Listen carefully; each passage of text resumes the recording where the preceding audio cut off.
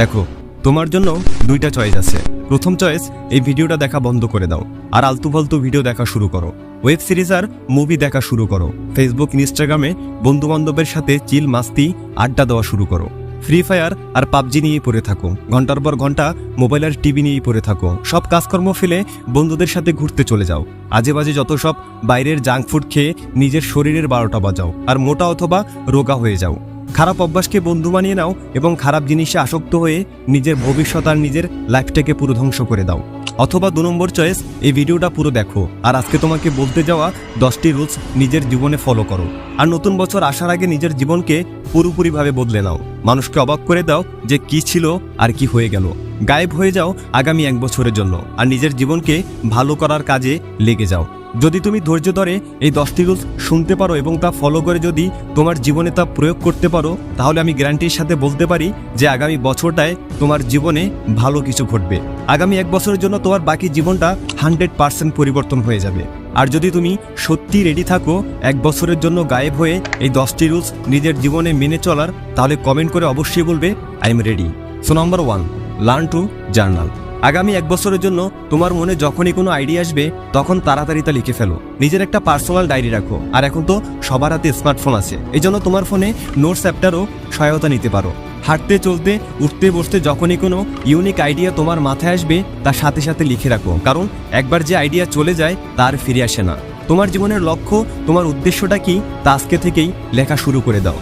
সামনের 1 দিনে, 1 মাসে, 1 বছরে তুমি কোথায় পৌঁছাতে চাও এই সব কিছু লিখে ফেলো, কারণ লেখার মধ্যে অনেক পাওয়ার থাকে বন্ধুরা। আর পরবর্তীতে এই লেখাটা তোমাকে তোমার গোল আর স্বপ্নের কথা মনে করিয়ে দেবে। হয়তো আজ এই ছোট্ট কলম আর কাগজটা তোমার স্বপ্নকে বাস্তবে রূপান্তর করতে পারে। Number 2, talk less and listen more. তুমি কি জানো সৃষ্টিকর্তা আমাদেরকে 2 কান এবং মুখ কেন দিয়েছেন? এর কারণ শুধুমাত্র যাতে আমরা বেশি শুনি আর কম কথা বলি সেজন্য। যে বেশি কথা বলে তাকে সবসময় বোকা বলা হয়, আর যে কম কথা বলে তাকে সবসময় ইন্টেলিজেন্টের তালিকায় গণনা করা হয়। তুমি হয়তো দেখেছো যারা অনেক বড় বড় বিজনেসম্যান, প্রধানমন্ত্রী, রাষ্ট্রপতি অথবা উচ্চ কোনো পদে আছেন, যখনই এইসব লোকের কোনো ইন্টারভিউ নেওয়া হয় তখন ওনারা মনোযোগ দিয়ে সামনের জনের কথা শোনেন যে লোকটি আসলে কি বলতে চাচ্ছে। আর যখন ওনাদের বলার সময় আসে তখন ধীরে ধীরে ওনারা নিজের কথাগুলো এক্সপ্রেস করেন। এ থেকে বোঝা যায় যে ওনারা কতটা বুদ্ধিমান আর কতটা আউটস্ট্যান্ডিং পারফর্মার। তো আগামী 1 বছরের জন্য ওনাদের মতো সবসময় বলো কম এবং শোনো বেশি। আর এটাই হলো ইন্টেলিজেন্টের মোস্ট ইম্পর্টেন্ট একটা habits. Number 3, understand your self. 2 মিনিটের জন্য ভিডিওটি বন্ধ করো আর নিজেকে একটু কল্পনা করো এই পৃথিবীতে তোমার ভ্যালু কি, তোমার ফ্রেন্ড সার্কেলের মধ্যে তোমার ভ্যালু কি। যদি তোমার ফ্রেন্ড তোমাকে রেসপেক্ট না করে, তোমার এলাকায়, তোমার গ্রামে যদি তোমার ভ্যালু না থাকে, তাহলে বন্ধু এখন পর্যন্ত তুমি কি করছো? আসলে এই পৃথিবীতে যতক্ষণ না তুমি ভালো কিছু করে দেখাতে পারবে, যতক্ষণ না পর্যন্ত নিজের যোগ্যতা, নিজের অর্জন দিয়ে অন্যের দৃষ্টি আকর্ষণ করতে না পারবে, ততক্ষণ পর্যন্ত কেউ তোমাকে মূল্য দেবে না, কেউ তোমার ভ্যালু দেবে না। আজ ভালো একটা কিছু করে দেখাও, পরে দেখবে যে বন্ধুটা তোমাকে দেখলে অ্যাভয়েড করতো, যে মানুষটা তোমাকে অবহেলা করতো, তুমি না দেখলেও সে দূর থেকে ডাক দিয়ে তোমাকে বলবে বন্ধু কেমন আছিস, ভাই একটা চা খান। আর এটাই হলো এই পৃথিবীর বাস্তবতা। সো নিজের ভ্যালু বানানোর জন্য নিজের প্রতি আগামী 1টা বছর ফোকাস দাও। আগামী 1 বছরের জন্য গায়েব হয়ে সবার থেকে আলাদা হয়ে যাও, নিজের লক্ষ্যের পেছনে ছুটতে থাকো আর আজ থেকে নিজের স্ট্যাটাস নিজেই তৈরি করার কাজে লেগে যাও। Number 4, keep smiling. দেখো, কান্না করলে অথবা টেনশন করতে থাকলে তোমার জীবনের সমস্যা সমাধান হয়ে যাবে না। সমস্যা সবার জীবনে এসে থাকে, কারণ একেই জীবন বলে আর এটা জীবনের অবেদ্য একটা অংশ। টেনশন, ডিপ্রেশন এসব মানুষের জীবনে থাকবেই। বাট আমাকে একটা কথা বলো তো, ধরো 1 বছর আগে তুমি যে বিষয়টা নিয়ে খুবই উদ্বিগ্ন ছিলে, হতাশ ছিলে, আজও কি তুমি সেই জিনিসটা নিয়ে টেনশন করো, হতাশায় ভুগো? না, হয়তো এখন কোনো নতুন টেনশন নিয়ে পড়ে আছো, নতুন কোনো কিছু নিয়ে ভাবছো। সো মানুষের জীবনটা এমনই, কোনো টেনশন আসলেই চিরস্থায়ী নয়। এজন্য সবসময় হাসি খুশি থাকো, পজিটিভ থাকো। হতে পারে তোমার হাসি খুশি থাকাতে কোনো দুঃখী মানুষের খুশি থাকার ইচ্ছা জাগে। এজন্য সবসময় হাসি খুশি থাকো আর নিজেকেও ভালো রাখো। Number 5, stay around positive people. এই পয়েন্টটা তোমাদের সাথে আগেও শেয়ার করেছিলাম, অত্যন্ত গুরুত্বপূর্ণ একটা পয়েন্ট, তাই আবারও তোমাকে মনে করিয়ে দিচ্ছি।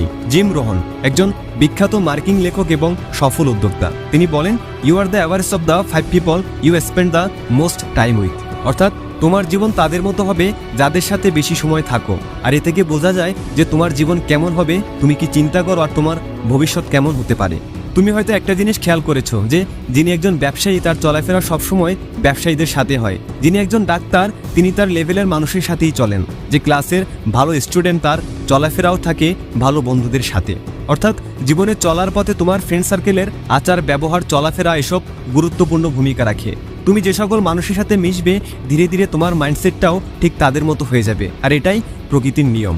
এজন্য 2 মিনিটের জন্য ভিডিওটি থামিয়ে দাও এবং নিজের জীবনের দিকে তাকাও। তুমি কি ওইসব নেগেটিভ মানুষের সাথে থাকো যারা তোমার জীবনের রাস্তাটাকে খারাপ দিকে নিয়ে যাচ্ছে?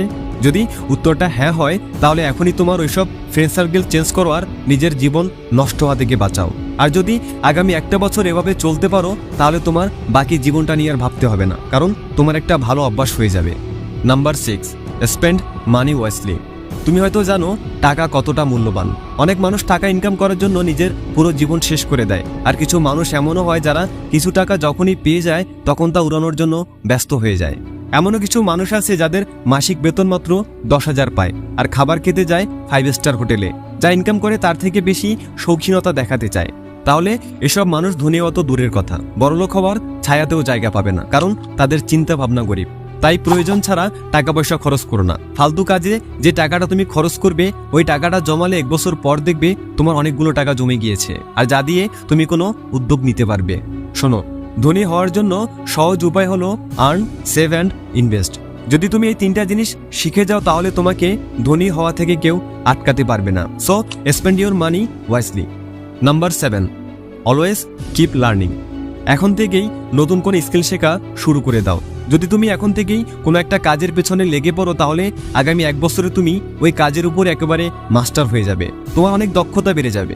এই পৃথিবীতে যত সফল ব্যক্তিরা আছেন তারা কিছু না কিছু অবশ্যই শিখেছিলেন, তাই এখন তাদের কাছ থেকে আমরা এত কিছু শিখতে চাই। ওয়ারেন বাফেটকে জিজ্ঞেস করা হয়েছিল যে আপনার সফলতার পিছনে রহস্য কি? উনি বলেন বুকস, রিডিং অ্যান্ড লার্নিং।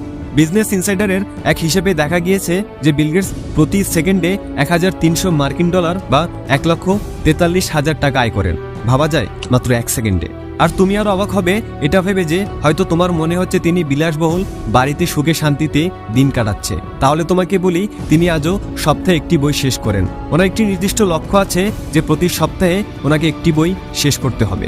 বেশিরভাগ সফল মানুষের সফলতার রহস্য শুধুমাত্র বুকস রিডিং আর লার্নিংই হয়। সুতরাং always keep learning. Number 8, wake up early.